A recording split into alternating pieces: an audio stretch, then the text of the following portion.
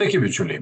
Esu Artūras Pakėnas, vairavimo mokytojas, vairavimo mokyklos Amplius valdovas ir pastaruoju metu dedu vis keletą video į savo Facebook'o profilį apie tai, kaip geriau mokytis vairuoti. Kodėl aš keliu tos klausimus? Todėl, kad juos aš gaunu iš savo mokinių, iš mokinių ateinančių iš kitų mokyklų, matau viešoje erdvėje, kad daug mokinių nežino nei kaip vyksta mokymo procesas, nei kaip jis turėtų vykti, nei kas yra geras procesas, kas blogas, kaip tai atpažinti, atskirti ir kaip padaryti, kad mokymasis būtų efektyvus, naudingas, na ir be abejo, kuo greitesnis, teisingai, tai visi norite greičiau išmokti vairuoti.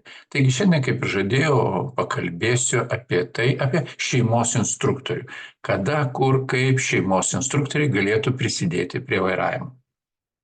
Nežinau kaip kitose miestuose, bet Vilniuje pastaruoju metu šeimos instruktoriai prisideda vis rečiau ir rečiau. Vis kažkokios tai kliūtės, tai tėčio mašina per brangi, tai tėtis turi automato, nori, kad vaikas su mechanika mokytųsi, tai dar kažkokių, tai nesusiderinę laikų, tai charakteriai netitinka ir taip toliau.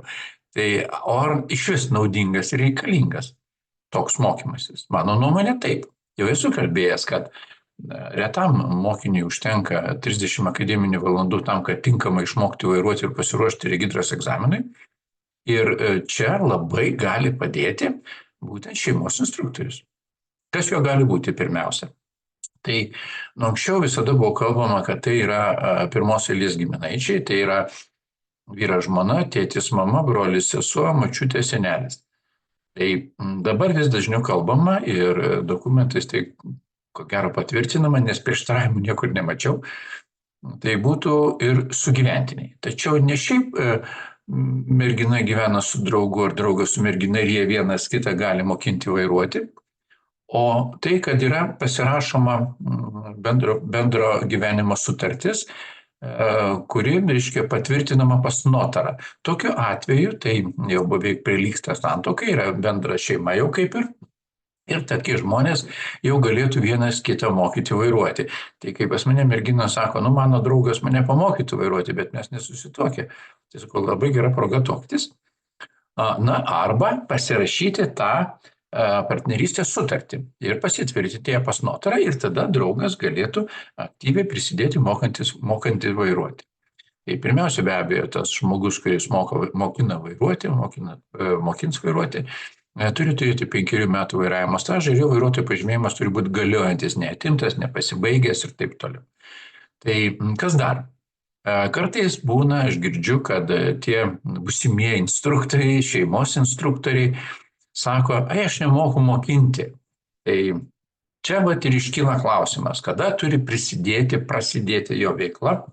Ir aš visada rekomenduoju ir savo bičiuliams, ir draugams, ir šiaip mokinių tėvams, rekomenduoju, kad šeimos instruktorius prisidėtų prie mokymosi procesą, pasijungtų į tą procesą, jau kai mokinys praeina kažkokį bent jau trečdalį pamokų su profesionaliu instruktoriu.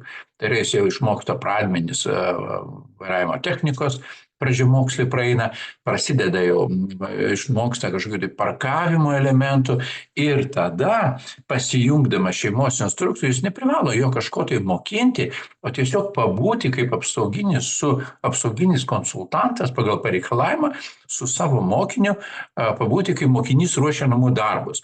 Tai yra, jie gali mokytis tose pačiose gatvėse, atlikdami tuos pačius pratimus, kaip ir su instruktoriumi iš vairavimo mokyklos, tiesiog važiuodami to daugiau kartų. Ir mokytojai ten nereikėtų kištis labai, arba jeigu jis nori jau ir aktyviau pasijungti į tą mokymo procesą, kažko pamokinti, tai pirmiausia, toks mokytojas turėtų perskaityti regitros parengtus ir su vairavimo mokyklo vadovavimus vertinimo kriterijus. Tai yra, kaip reikia važiuoti, kas egzamino metu laikoma kritinė, nekritinė klaida, tai yra, kad jis žinotų, kokių patarimų negalima duoti, o kurio galima, nes iš tiesų pasitaiko, kad senesnės kartos vairuotojai mokėsi kažkada prieš 30-20 metų ir sako, bet kai aš tada mokiausi, mes taip darėm, čia nesąmonė, tu taip daryk, tai nedarykit šito.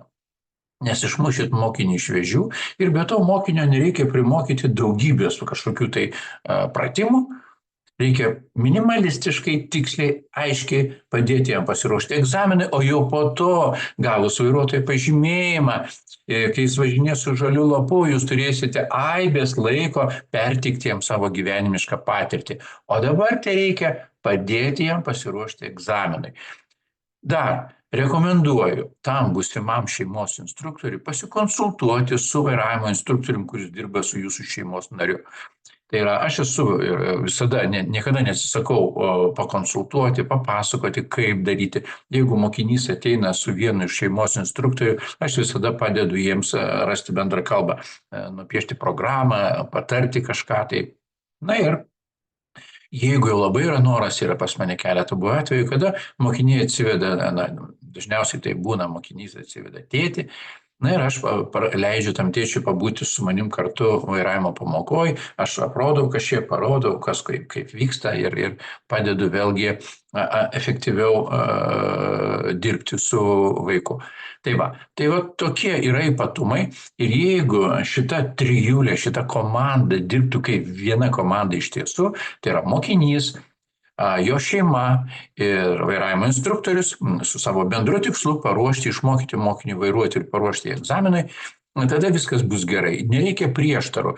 Dažniausiai, kad šeimos instruktorius ten, sakytų, nesąmonės tas instruktorius šneka, tu ten dabar žiūrėk, o paskui aš tau jau parodysiu, kaip iš tikrųjų reikia vairuoti. Ir vienintelis dalykas, ką tas šeimos instruktorius gali parodyti, neva tai dažniausiai tai viršyti greitį ir kitaip pažeidinėti kelių eismo taisyklės. Tai žinomi dalykai. Mes tikrai mokiname važiuoti pagal taisyklės ir jeigu sako kažkaip kitaip išmokys, tai žinokite, nieko gero nepamokins. Jeigu jis rimtai nori pasidalinti savo neabejotinai galbūt turimą patirtimi, tada viskas gražu. Rasime bendrą kalbą. Taigi, šeimos instruktoriai, apmastykite savo galimą veiklą, pasikonsultuokite su mokyklos instruktorium, kuris dirba su jūsų šeimos nariu, pasiskaitykite normatyvinius dokumentus, kaip reiktų važiuoti, kas yra klaida, kas nėra klaida ir tada prisidėkite prie bendro proceso ir galėsite kartu džiaugtis rezultatu. Taigi šiam kartui tiek, jeigu dar kyla kažkokių tai klausimų, rašykite, pateikite man tos klausimus po šito video komentaruose. Man bus lengviau suformuluoti sekančią kokią tai temą, ką aš galėčiau pasakyti. Na ir pabandysiu galbūt plačiau kitą kartą papasakoti apie tai, kiek reiktų pamokų per savaitę, kiek, kad mokymosi procesas vyktų sklandžiai, kokia turėtų būti pamokos struktūra, kad irgi būtų efektyvu, na ir kažkokius tokius ypatumus. Taigi šiam kartui tiek, sėkmės bendradarbiaujant ir bendraujant su šeimos instruktoriumi.